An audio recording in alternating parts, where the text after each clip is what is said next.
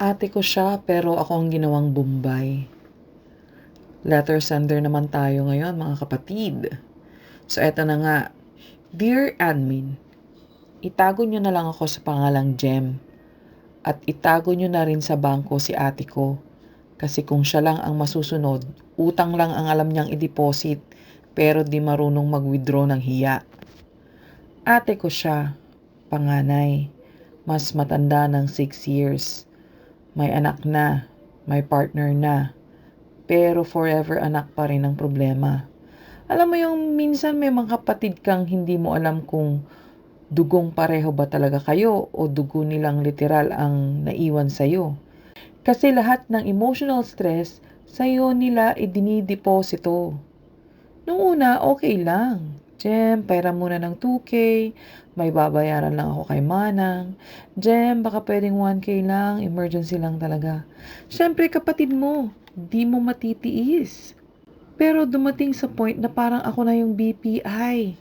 Walang interest, walang bayad, pero may monthly na kalabit. Umabot kami ng 17,000 total. Oo, binilang ko na. Kasi kung hindi ko binilang, baka mas malaki pa doon ang pride na nawala sa akin. Tapos, eto na. Pag naniningil ako, biglang hindi active sa messenger.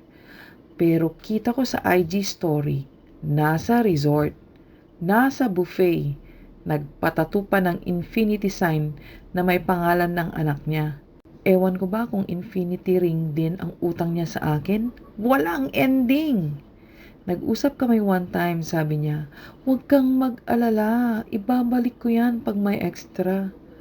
Girl, para kasing yung extra niya, exclusive sa Sanggipsal at Shopee. Ngayon, hindi ko na alam kung ako ba ang masama, kung hindi ako tumulong next time. Ako pa yung nakakaramdam ng guilt.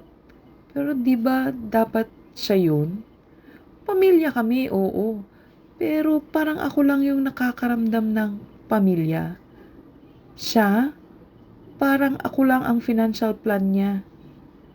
So, admin, anong gagawin mo kung kapatid mo na ikaw pa ang pinandidirian kapag naniningil? Ayoko namang umabot sa gulo. Pero ayoko rin gawing ATM ang puso ko. Kayo na ang bahala. Si Jem, hindi na Jem Cash please.